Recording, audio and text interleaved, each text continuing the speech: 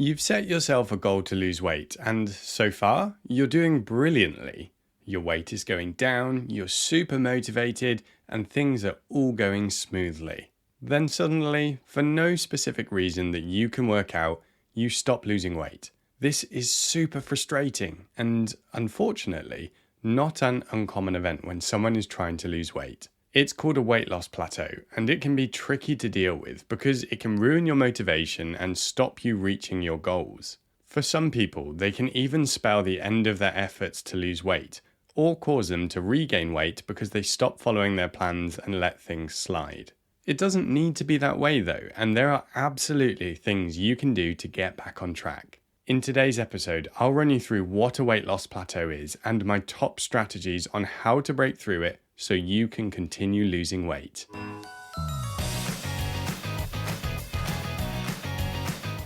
Hey, and welcome to Vegetarian Health and Longevity, a podcast by Hurry the Food Up, where I cover topics that help vegetarians live longer in better health. I'm your host, James LeBague, and I work as a registered sport and exercise nutritionist and advanced clinical practitioner in family medicine. It's my pleasure to interview expert guests, share my own experiences from working with patients and clients, and demystify some of the nutrition fluff that's out there to give you practical, take-home information that you can use to live a healthier life.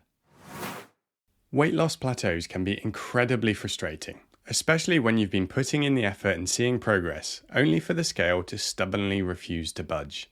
I had a client who was facing this exact scenario.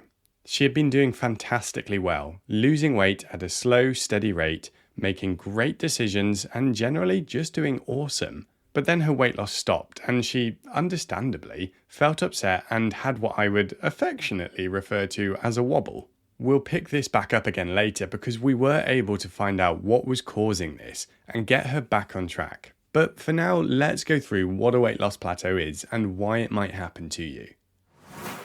I think it's important to preface this and say there's no single reason why you might hit a plateau, and it's probably different for each person.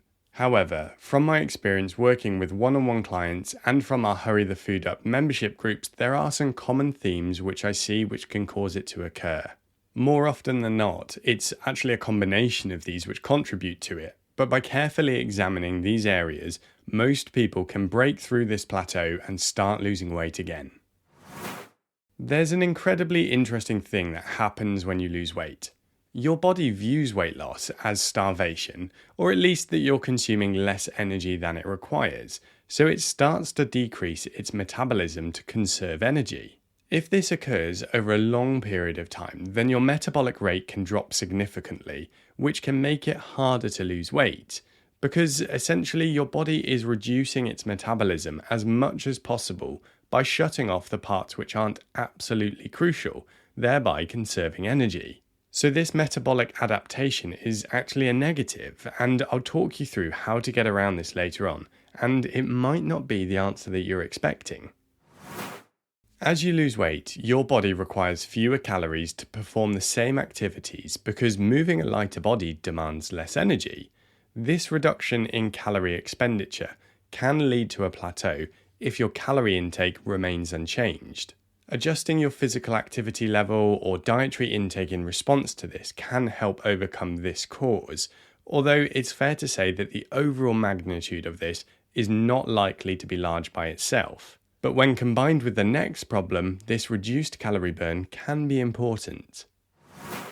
It's very difficult to lose weight and not lose muscle, simply because of the way your body works. When you lose weight, your body usually breaks down muscle tissue to free protein for your body to use. Because muscle tissue burns more calories than fat tissue, losing muscle can decrease your overall metabolic rate. This decrease makes it harder to continue losing weight, especially combined with the previous problem of your metabolic rate decreasing simply by you being in a calorie deficit. This is actually the whole concept why a high-protein diet is important for weight loss, because it helps you to hold on to more muscle as you lose weight, and this is why we strive for high-protein recipes as part of our vegetarian weight loss meal plans. You can download a free week's meal plan complete with grocery list by visiting hurrythefoodup.com/try, that's TRY, and get started today.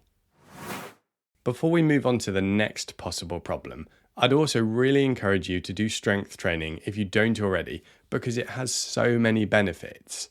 I've gone into this in way more detail and it's one of our most popular episodes, so check out episode 3, Why Resistance Training Can Help You to Live Longer, for more info on this topic. Weight loss can affect hormone levels, including those that regulate hunger and metabolism. For example, a decrease in leptin, a hormone that helps regulate energy balance, can increase appetite and decrease energy expenditure. The big thing here for me is to again encourage high protein meals because it helps to regulate some of the hunger hormones. Protein is a super satiating nutrient, which means if you eat food with a high amount of protein in, you will feel fuller and more satisfied with eating, which can reduce the risk of overeating.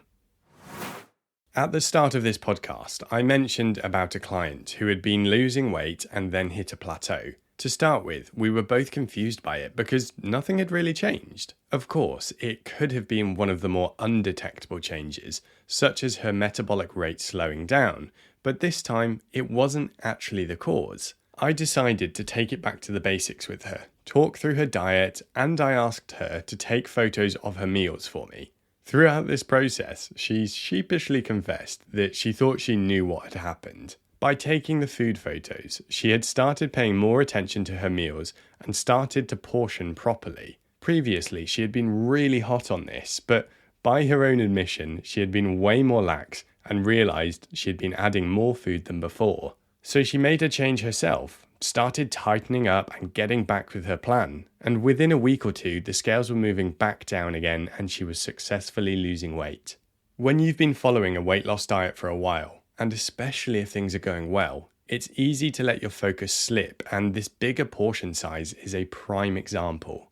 It might not seem like much, but these extra calories can add up, and if it happens regularly, it can counteract your weight loss efforts. Often, this is a gradual change, where a bite here and a nibble there might seem insignificant, but collectively can lead to a plateau.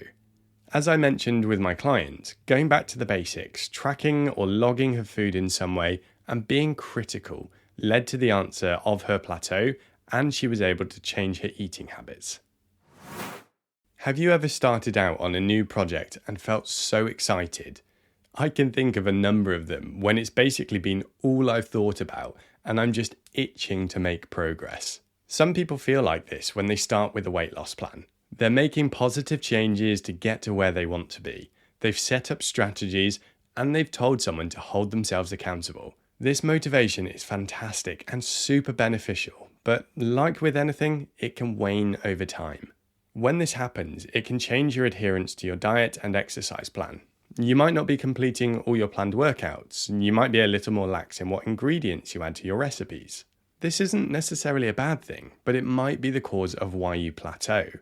But as well as direct motivation, there are other factors that could contribute to this, such as stress, lack of sleep, and emotional factors. Addressing these psychological aspects is crucial for maintaining long-term success in your weight loss journey, because they all link to your ability to maintain a calorie deficit over time. This is actually a huge one I talk about with clients. It requires some introspection and really being honest with yourself, but if you do this properly, it's absolutely worth it. You can understand what's changed and take practical strategies to overcome this hurdle. And really, this is the crucial thing with weight loss plateaus in general. Since you now know a little bit about why they happen, you've got to come up with ways to break through them. To be able to do this, you need to understand what is causing it, and I'd encourage you to listen back through this podcast episode and consider which might be applicable to your situation.